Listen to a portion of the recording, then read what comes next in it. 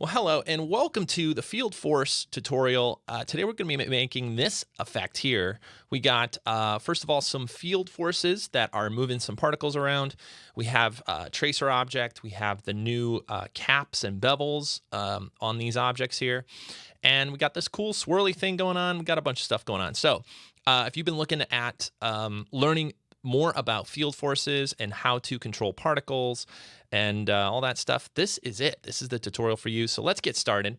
Let's minimize this for now. And let's get started with this starter scene in R21. Now, I built this starter scene mostly for me because I found myself doing the same thing over and over again. And man, anytime I do the same thing over and over again, I think, man, we should make a plugin for that, or we should, make a preset or a scene file. And in this case, we have some basic textures you could use. This is for physical render right now. Might come out with other versions soon, but this way we can kind of get started with the tutorial and not have to always worry about setting up your lighting and setting up your render settings and all that stuff. We, of course, cover that in other training here at Grayscale Gorilla Plus, but for this, I wanted to concentrate on the field forces and not always on materials and lighting and all that stuff. So open up this scene. I'll have this available for download, and you could just delete the clones if you want. We just have some basic clones to get started. We don't need those today. We can delete the plane effector, the shader effector, the cloner, boom. We are going to keep the camera. Another thing I always add that is just here ready to go. We got some depth of field ready to go if we need it. Got a basic environment. But let's get started on field forces. So first of all, let's get something to affect. The easiest thing to do is grab a particle system. So I'm going to use Shift-C a lot because, of course, the interface here in R21 is a lot different than the version before. So I use Shift-C to pop up our little searcher here, and we can grab an emitter. And boom, hit play. We got particles. Love that. Okay, so what are we trying to do? Well, we're trying to make these particles move in the way that we want them to. Now, in the past, you had all these forces that you can add to your scene. However, they weren't really available for you to direct exactly what you wanted them to do. In other words, they kind of affected the whole scene all the time. And with field forces, you now have the ability to control your particles, tell them where you want them to go. You have the ability to control dynamics. And again, we're going to have other videos in our R21 series and in our Sinamofordi training in general that goes over all the details. But field forces allows you to be a lot more controlling in where you want particles and dynamics and cloth and all this stuff to go. So what do? Well, let's set this dude up. So we have some particles coming out, and we want them to kind of fly out, just like the example I showed you, and then wait a while, and then start spiraling around some text. So let's set that up. Let's grab, first of all, some field forces. I'm going to use our Shift-C again and say field force. There it is. I'm going to hit enter. That's going to add it into my scene. And I think you could also find it under simulate forces right here, field force. Boom. Okay, so field force by default does nothing. It's kind of sitting here waiting for you to tell it what to do. And field forces is also interesting because there's two different places to put fall-offs. So there's the typical place that we had in R20 where you can add fall-offs and tell it where you want it to go. But there's also this object mode that allows you to use fall-offs and objects around the scene to essentially create your dynamic world. Okay. So what does this mean? Well, first of all, we could just come down here and go to random field. And already, let's add a few more frames here. I'm going to add 300 frames down here and open up our timeline. And you can see right away, now we have some randomness happening in our scene. Okay. This is great. We can turn this up. We could say strength 20, let's say. And now it's going to be even more randomness. And let's do a couple of other things just to be able to look at these particles a little cleaner. Let's go to our compositing tag on our sky and just turn off scene by camera. This is going to give us more of a plain background here. And you can see what's happening. The field forces are now randomizing these particles. Well, okay, that's not really that special because we could do that before. But what field forces allows us to do is combine these things together and create exactly what we want. And that's what we're going to do. So instead of using a random field, we're going to actually come down here and use a radial field. Now, you can see the particles are coming out and they are spinning around in circles. And that's kind of what we want. We want the particles to fly out and then spin around in circles later. We also want them to spin on a different axis. So let's grab our rotate tool and let's undo that. Rotate this down, holding shift to constrain here. And now if we move this forward a little bit, actually that won't move it quite yet. We're going to use a different way to adjust all these. But you see now what we have is some spiraling going on with our particles. Let's also come up to our emitter and add some more where it says stop emission. Let's just crank this up so it doesn't stop spitting out particles. We're going to add more particles and tracers and all that stuff in a bit. But here we go. We got this thing spinning around. And what about it do we want? What about it do we want to change? Well, the spinning is great, but we want it to be much more controlled. So how do you do that? Well, we can go to field forces and look at this thing right here. Add to velocity, set absolute velocity, and change direction. And again, if I skip over any settings or anything, we have training that you can gonna check on all the little details on what field forces is, but this is more about this tutorial. So let's look at what set absolute velocity does. Okay, well, what this does is when it emits, it's gonna start spinning around. And while we're at it, let's turn off our depth of field for now. So let's hit Shift V. Let's go to Enhanced OpenGL, just leave Enhanced OpenGL on, but turn off depth of field. Okay, so these particles are being born and then they're spinning around based on the speed now of what we want them to spin. So if we say 50, they're gonna spin even faster. But you can see they stopped traveling, right? There's no movement happening. There's just this immediate control. And this is where you can start to combine different field forces, combine different effects to get exactly what you want. So what we want is what we saw in the demo, particles to spit out fast, slow down, and then start spiraling around our text. So how do we set that up? Well, first of all, we need to add a solid. Let's come down here and add a solid. And the solid, let's turn off our radial field. And our solid tells our particles what to do. Right now, under solid, you're going to see direction 0, 1, 0. This is X, Y, and Z.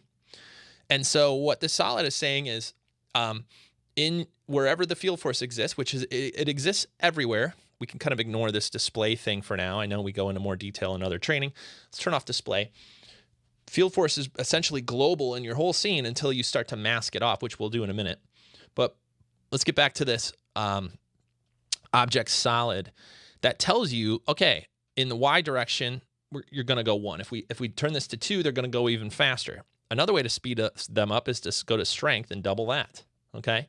Well, first of all, we don't want them to go Y. We want them to go, it looks like Z. We have our little blue arrow sticking off in Z here. So let's set this to 2. Okay. That's better. But we're kind of back to where we were. So you're going to see why we set it up this way in a moment. We now have a solid, and then we have a radial field on top of it. Okay. The problem is they're overriding each other. So we just want to tell the radial field to go ahead and add to our particles. So now we have spiraled particles that are moving across the scene. Well, we're getting close, but we're not quite where we want it, because what we want it to do is kind of go straight for a little while and then start spiraling. So let's figure out how we can do that. So first of all, we can mask off this field force with a fall off, just like you can with almost anything. If you haven't used fall offs and fields in Sinamofourdie, definitely check out our training on that too. It's really powerful, and it's available almost everywhere in cinema now. But these fall offs allow us to essentially mask off our field force in 3D and say, hey, I don't want you to do this spiral thing forever and ever. I want you to do it where I want you to do it, right? That's the key, right? So how do you do that? Well, we can come into our fall off and grab a linear field. Okay, so what does this linear field allow us to do? Let's drag it out in the world. And first of all, it's rotated the wrong way. We want to rotate it kind of in line with our particles. And let's go ahead to 90 degrees. And you can see now what we have is these particles are spinning, and then when they get here, they go straight, Well, that's kind of what we want, but we actually want it to go the other way. Let's flip it around and hold shift to constrain it. And now we get something closer to what we're trying to pull off. We have particles flinging out, and then they get to here and they start spiraling around. Okay, getting closer. You could already see the power now of using field forces. By the way, you could use multiple field forces and mask them off in different ways, all you want, okay? And I know it's not technically a mask, but it's a fall off. You could use spheres as fall offs. You could use objects as fall off and say, hey, only spiral when you're next to this object. You could do a bunch of really interesting things with field forces. Okay, so we're kind of halfway there, but what do we have to do next? Well, I want them to kind of fling out real fast, like, and then slow down and then start spinning, okay? Because this is a little boring to me. Okay, especially when we start adding these wires and doing all this stuff, they're just kind of like, I'm hanging out and spiraling around. I want to give them some energy. So how do we do that? First of all, let's go to our emitter and turn up our speed. Okay, so let's just go a little bit crazy. Let's go to 500. And you can see now what happens is they fly out fast. And then when they hit our field force, they actually slow down. So why do they slow down? Well, that's because we have object set absolute velocity turned on. If we said add to velocity, they would go even faster when they hit that point. Maybe you want that, okay? But we don't want that. We want it to be absolute velocity. We want to control exactly how fast these dudes go, okay? Feeling good? Good. Thanks for answering. So we have our particles, we have our emitter. How do we get them to not just fling out fast, but fling out fast and then slow down? Well, this is where we're going to go a little bit old school. We're going to come up to simulate forces, friction. Okay, check it out. Check it out. They fling out, they slow down, okay? Little light speed into a slowdown. And then as soon as they touch our linear field, so let's move it a little closer because our it's going a little bit slow there. So now, as soon as it hits our field force, which is masked off, don't forget, it's going to pick up to the regular speed again. So now we're getting something, okay? We're getting flinging out into light speed, slowing down, and then picking up speed and going to go around our logo eventually.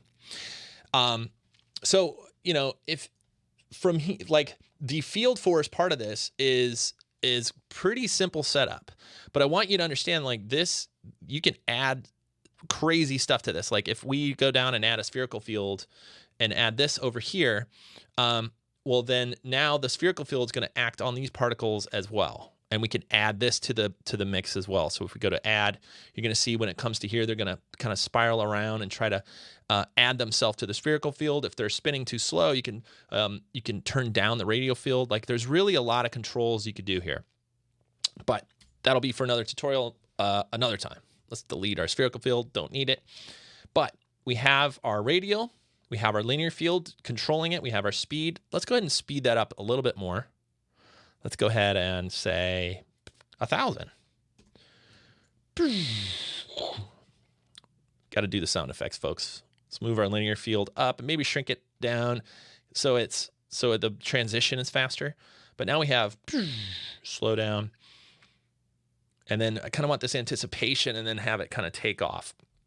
Maybe even speed up our field force a little bit as well. So go to solid, and we could just bump this to like 130 maybe. That'll speed up that part. Okay, so we have our basic setup. So now let's start to talk about the kind of building the scene, building the tracer and caps and dynamic, not dynamics, but our caps and bevels and our strokes and all this kind of stuff. So how do we set all that up? Well, let's go to our emitter. And first of all, we don't need particles coming out at all the time. We just want a burst of particles to come out and then go through this roller coaster and leave the screen. So let's go to our stop emission and say, I only want you to emit particles for 10 frames. And I want you to emit way more particles. So let's say 100. I think this per second is this rate here, this birth rate editor. It's 100 per second. So we get, I don't know, maybe 50 or so particles flinging. Get our little pieces here. And then let's get a little variation on our speed, maybe 20% or so. This will give us a little bit of variation. so they don't all kind of come out at once. And maybe we say stop emission like 12 frames. So we get a couple extra little particles here. We can adjust this as we go, but that's a good start. So what do we do from here? Well, let's grab a tracer. Make sure your emitter is highlighted when you grab a tracer. And then hit Shift-C, hit tracer. I've been using Shift-C a ton. I encourage you to just use that. There's so many menus and so many things in Cinema. I try to just remember what they are and then just type it in here. Boom, tracer. What does tracer get us? Gets us trace particles. Now we're talking, folks. Okay, so how do we turn these from these long pieces of particles moving across to short? Well, go to tracer and go to limit from end, and then tell it how many frames you want. So let's go ahead and just do 20 frames, see what that is.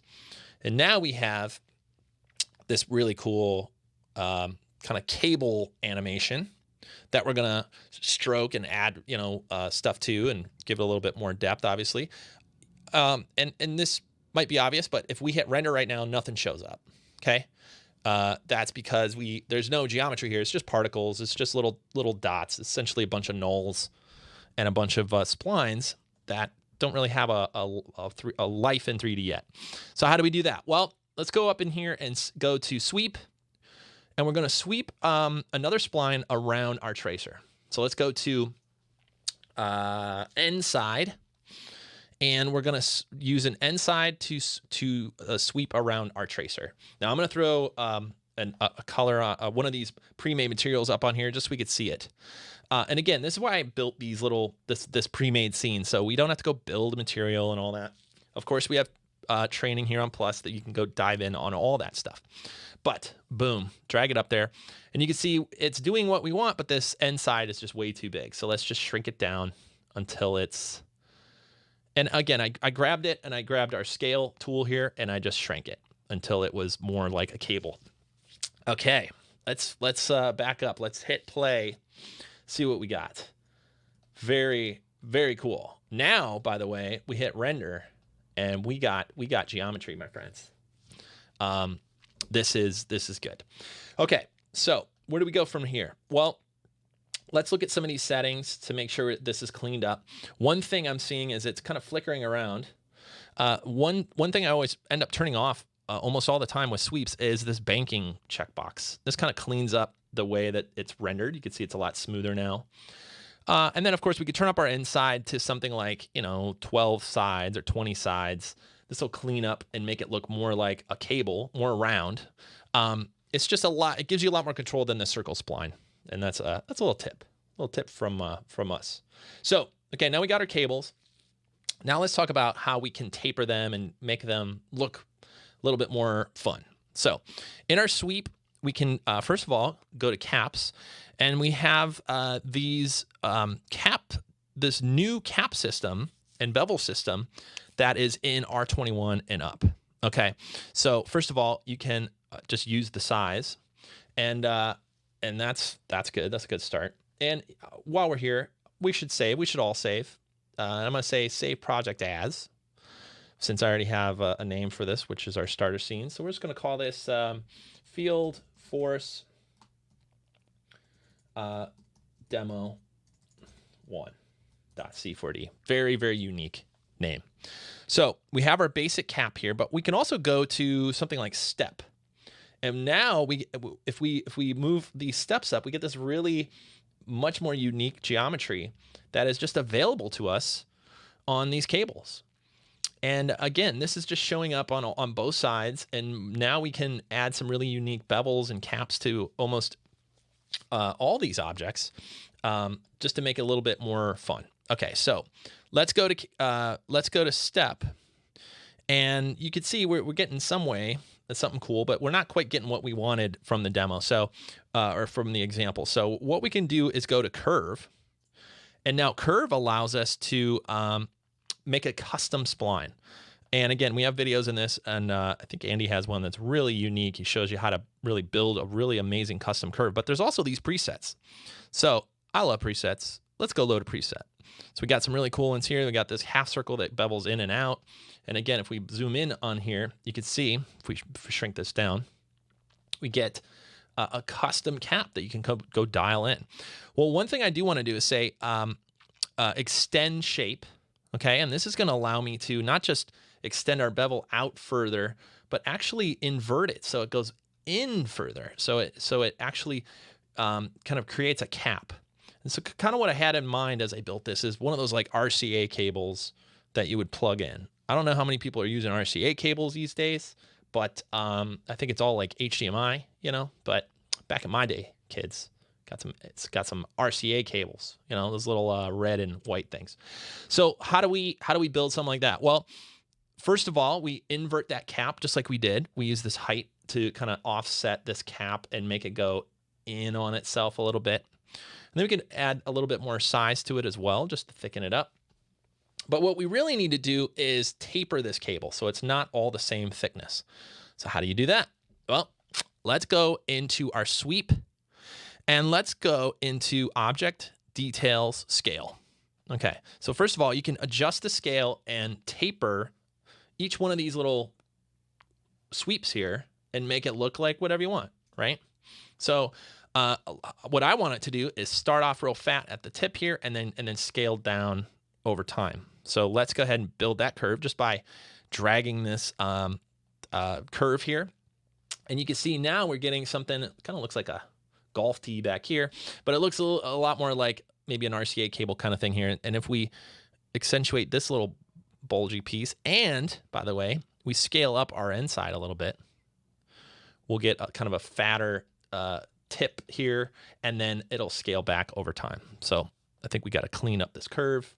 Getting some funky stuff here. Oh, I see. The cap is messing with us here. So let's go to our cap on our sweep. Boink. Go to size and shrink that down. And make sure it still tapers in, but it's not intersecting. See what happens if we went too big. All right. Feeling good. Now I can already tell what we should do is lower our end side. And then at the last minute, we should add one of these dudes here. One of these subdivision surface. Okay, so this way we're kind of modeling this in a low geometry way. And then at the last minute, we're going to drop this in a subdivision surface. And you can see now we get this nice smooth stuff. So we can run without it because it'll slow down our viewport. But then, hey, don't let me forget. Let's turn that on before we move on. Or before we hit render. So we're essentially dialing this up and down until we get that kind of effect. And we could play with this and dial in the caps. But one thing I also wanted to show you is how to attach another object to the actual tip of these particles. So let's go ahead and grab a capsule. And in our emitter, I'm going to just turn off our sweep for now. In our emitter, you can actually drag an object under the emitter, and then each particle will have that clone there. The only other thing you have to do is under emitter, go to show objects, doink. Of course, it's way too big. Let's add a texture to it just so we can see it. And let's scale it down. So now we have these particles. They're aiming the wrong way. You can see if I turn my sweep back on, what I want them to do is kind of stick out like a dang RCA cable, folks. So we can go to orientation, and just basically, I click this until it looks the right way. Z, I'm guessing. Look at there. So now we have Z, and we also have to come in and say tangential, right? Tangential. Help me, folks. And now what that'll do is, as the particle moves around, it will orient to the particle. Okay, what now? Well, we can shrink our radius a little bit. That's a little too much there, Nick. Let's try 1. That's looking better already. Okay, so now we have, back up, now we have these little thingies flinging out. We got our caps, and again, we can dial all this up, but I think we have our basic look going right. And once it hits here, you're going to see it's going to start to taper and trace around. Now, I don't like how these bevels are pointing like a golf tee. Don't want the golf tee effect. So I'm going to come into our sweep. I'm going to go to our object and just move this up so it actually tapers off into a cable and not quite as crazy. Also don't I like this thickness here. Just think it's a little too much. So let's shrink the radius down. There we go. There we go. That's feeling more natural. Okay. So we have our basic move there. And our particles are flinging out. So where do we go from here? Well, I think we can add a little bit more to our tracer. This will make our tails longer. So instead of 20, let's go to 30. This will just make longer tails in the back before it disappears. And let's talk about now setting up our scene for kind of our final look. Like we have the R&D phase kind of figured out. Like we got the thing working. This is how my brain works anyway. We get the R&D working and we say, okay, it kind of looks like a cable. And now we're working on the artistic side a lot more of like, what's the final look going to be? Is the lighting right? Is the angle of the camera right?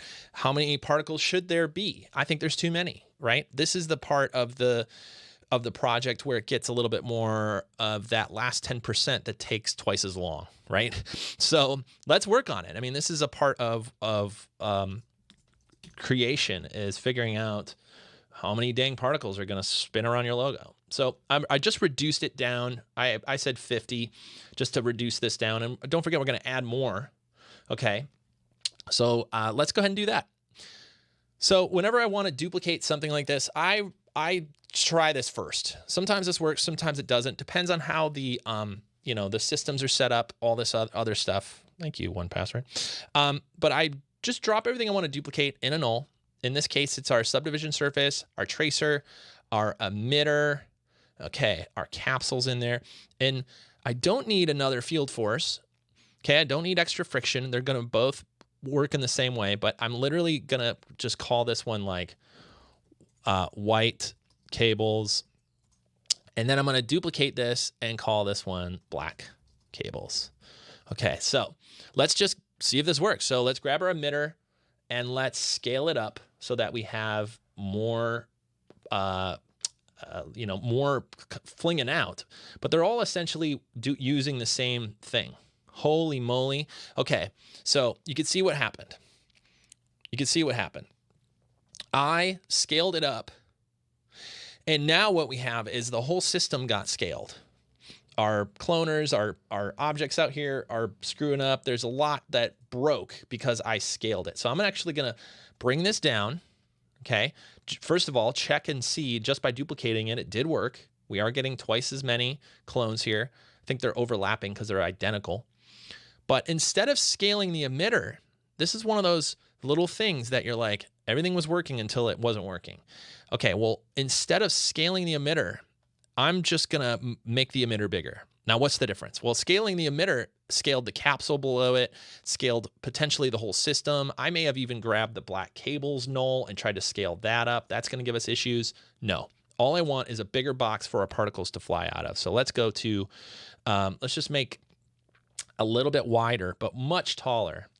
And now let's see what the difference is. Let's back up. Let's hit play. And now that's what we wanted, right? We want the same size and scale particles flying out, but we want them in a different place. Does that make sense? I hope that made sense. Rather than scale the whole system up, which made them fly faster and a whole bunch of other things happened. Okay, so what do we do now? Well, we have our particles flinging out, okay? And we want to texture them differently. So in this case, I want the inside ones to be black. Let's go ahead and use black for the sweep there. And I want the caps to be a little bit bigger here too. I want these to kind of be the hero ones that spin around our logo. And then these are little smaller ones that kind of fling around the outside. So let's go ahead and go to our end side for our inside, particles, and turn up the radius just to make it a little fatter. And I think our capsule should be a little bit bigger too. Maybe like 1.5. That's pretty good. Maybe a little bit more height just to kind of make it stick out a little bit further. Then I like how these are a little bit tighter, a little bit smaller. And like, let's make it a different color tip there, like a yellow or something. And again, you can come in and customize these, but I'll let you do that if you want. Make your team colors. It's fine. It's fine with me.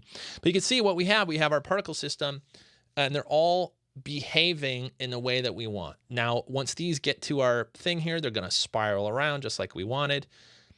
This is looking pretty cool. Okay, so looking good. We can check our timing. It looks like we're running a little slow as far as how long it's taking to get there. So maybe we just move our linear field up. But let's talk about timing for a minute. Let's start to set up our final look here. Let's go into our render settings. You can see we have hardware OpenGL on by default here in this preset. I'll show you why in a minute. Let's go to 1280 by 720 just for a tutorial. You can crank this up to full high def if you want. Go 4K, kids. It's okay. It's okay. So now we have a widescreen. Let's add a little text here. In the demo, we just had a little mo text that I rotated around. Boink. And what did it say? It said field force. Okay. Bingo. Shrank it. And just kind of put it in the middle here. And then hopefully our particles come out and then it spins around. Let's put some texture on that. And I'll let you pick whatever typeface you're feeling these days. To make this a super official Grayscale Gorilla Nick tutorial, we could use something like a Gotham. Okay. Now, I'm just roughing all this in here just to get a general sense of our timing. Okay, that's looking good. The cables are flinging around our text. Probably need a little bit of bevel on that text since we got these new caps and all that stuff. Let you dial all that in. But it's looking good. So at this point, what I usually end up doing is do an OpenGL render to kind of see where we are. And that's what I have set up by default in this scene. If you're not using this scene, how dare you? But come up here and go to Hardware OpenGL. Go to Hardware OpenGL, turn on Enhanced OpenGL, because if you don't, you won't get all these reflections. By the way, this whole thing's being lit by an HDR.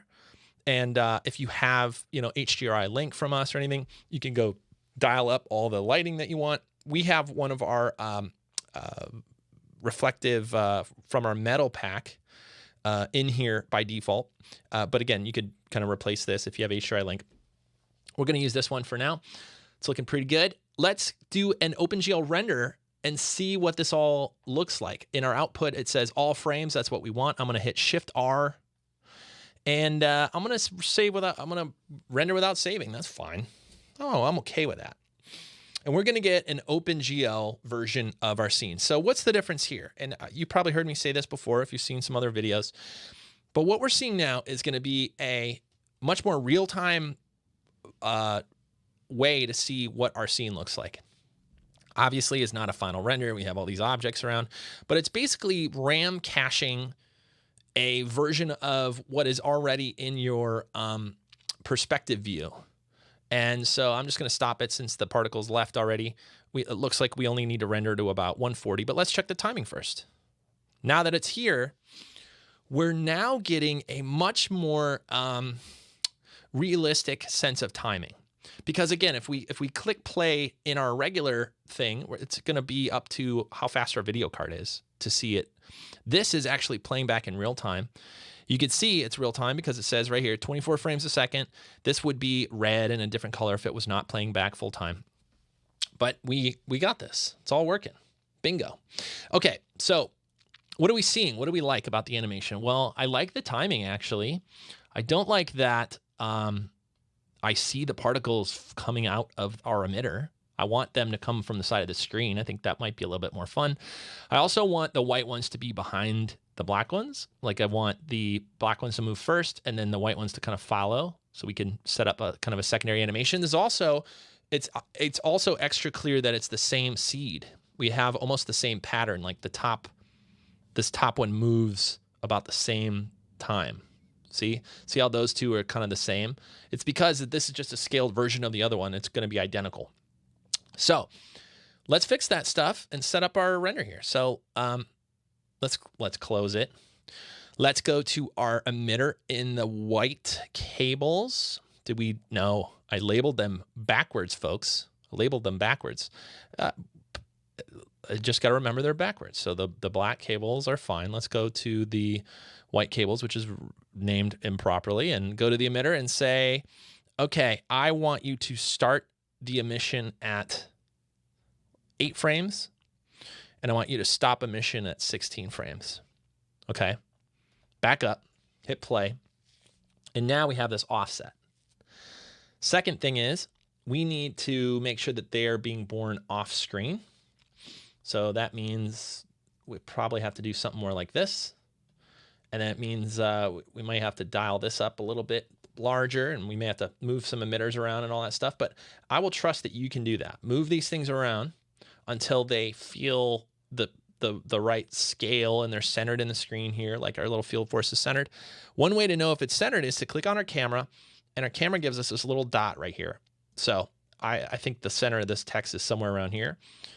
That feels about right. If you really want to get into it, you can come into our camera, go to coordinates, and really dial this up. So let's see, it's 90 degrees, and then we can set this to 0, and then we can just move our position around until it feels centered. Okay. Now, folks, let's do another RAM preview here, another hardware OpenGL render. Check our timing. Check our scene. It feels like it's still off to the right a little bit. We may have to just move our camera a little bit this way. But it's feeling good. It's feeling good. All right, we got those flinging around. Good. I'm gonna hit play just to kind of watch it as it renders. I think you could do that. Good. Our cables are a little bit thin. I think I want to thicken up our cable in the back a little bit, probably on both sides. But the feeling of it's good. The animation's good. And I think we're good. So let's go ahead and close that. Sometimes we'll just test it, make sure we're feeling better. You can feel free to do a full one. Let's thicken up our cables on both sides. Sweep. And where is it? Sweep, details, and just kind of tick the thickness of this cable up. Let's do the same here. Boink. Let's hit play. And we're feeling pretty dang good. Feeling pretty dang good.